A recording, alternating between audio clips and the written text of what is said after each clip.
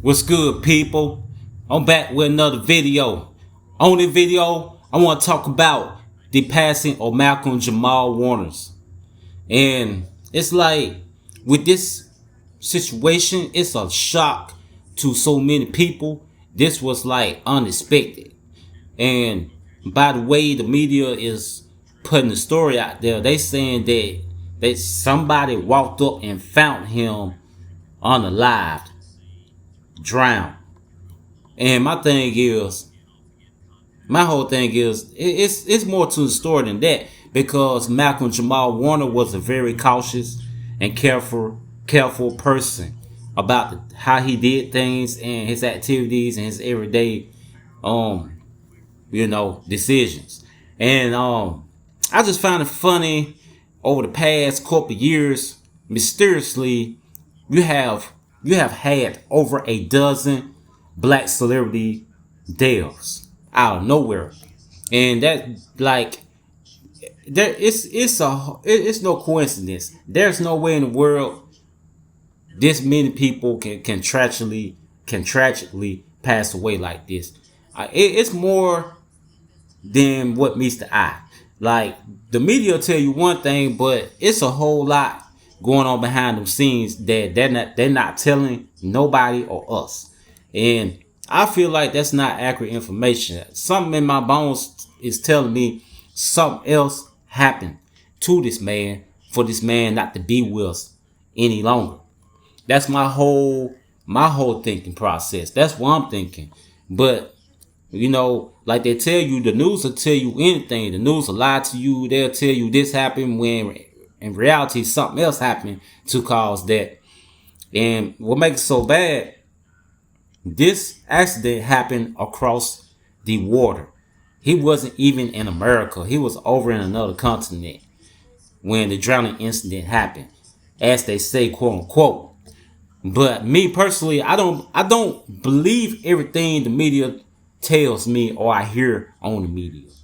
But it's unfortunate, and this guy was 54 years old. And my whole thing is, I just find it funny that positive black men like him are the ones you hear on the news, and the news broadcasting say he drowned. They found him unalive. Nah, I'm not buying that. And this is the thing right here. Malcolm Jamal Warner was a positive husband and a family man. Understand me? He was one of my favorite actors, matter of fact, and I'm not capping, because I grew up watching the Cosby Show in the 80s. I was around age 6, 7 years old when the Cosby Show first aired. The Bill Cosby Show, matter of fact. When it first aired, I was around 7 to 8 years old. I was like in the second grade. I watched the Bill Cosby Show every Thursday night. It came on NBC. It was every Thursday night. You had a show, an episode of the Bill Cosby Show came on. It came on at 7 o'clock p.m. every Thursday in the 80s. And then after that show was over with, then you had A Different World. It was like off show from that. Like, it was a off-breed show from the Bill Cosby Show. It was like about a ton of kids in college. You know what I mean? But I'm getting off subject. But I feel some type of way about the situation. See, there's a lot of positive things about this guy that some people don't even know or understand. Number one, this guy was actually a musician and a poetry writer, besides being an actor, because he acted on the Bill Cosby Show for 8 seasons strong. And the Bill Cosby Show is his first acting job that made him become the person he became, the star he became. And he actually acted on another TV show with Eddie Griffin. That was like in the late 90s. And I used to watch that show also. But again, off topic, like this, like Mr. Warner, like he was involved with a lot of activism. He was an activist too. And I watched some of his interviews on some of these podcasts in the past, and Mr. Warner had a sharp head on his shoulders, man. Like he possessed a ton of wisdom. And I really feel like somebody did something, because you know how the devil work on this earth. The devil in these times are out to conquer and destroy. And I feel like I just have this funny feeling in my bone that something else actually happened besides what they are telling us on the news. Just be real with you, because this is no coincidence. You had Angie Stone earlier this year.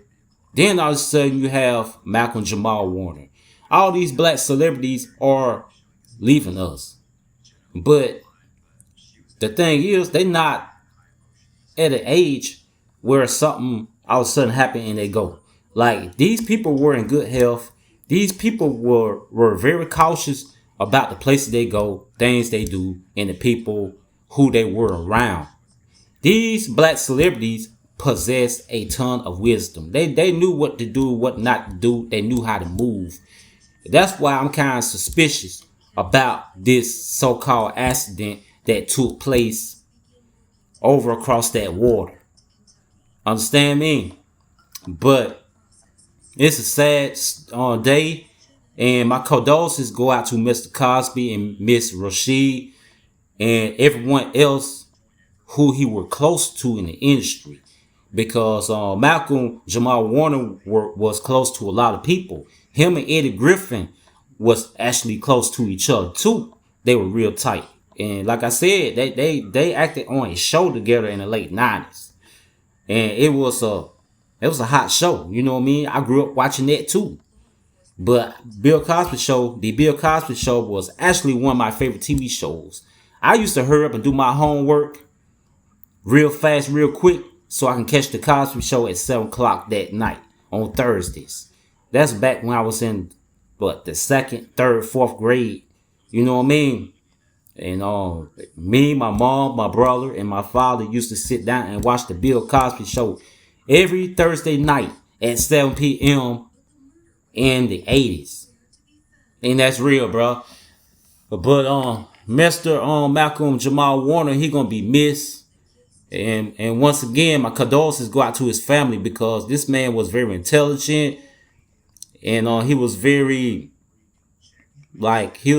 outspoken, you know, and he was very active among the black community too.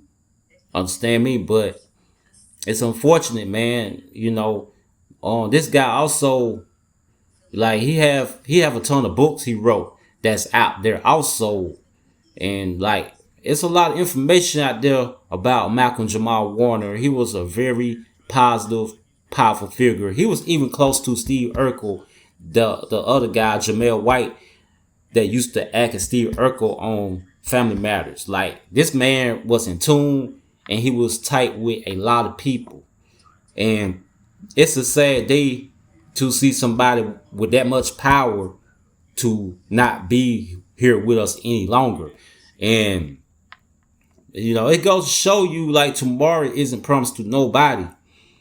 And, you know, it's a scary feeling. You know, we lost Angie Stone earlier this year. That's conspiracy theory also. And before, you know, back in the days, and often known, you know, we had Whitney Houston passed away mysteriously. They said she OD'd, but I don't believe that. Then you had Pimp C. I don't believe Pimp C died, passed away. He passed away. I feel like somebody took him out the game too. I just feel like a lot of these situations that take place with these celebrities, it's more to the story than what they actually telling us on the news or on podcasts, on YouTube, you know, on this YouTube, on other podcasts. You know, people say this and say that, but a lot of times it don't be true. And then what's so crazy about this, a lot of things that are hidden in the dark always come to the light. The truth always come out years later. We may never find out what really happened to this man, because eventually the truth will come out. It may not happen in our time. It may not come out till 40, 50 more years from now, and we be passed away and gone. And the only people that will really know would be our nieces, nephews, grandkids, and kids. Because when they get of age or up to our age, and they still be living and they still be around, they will be able to hear about it and know about this. We won't be here no more around 2040, 2050. If there is a 2040, 2050, if the world don't end. But it's just a sad day, and my condolences go out to the family.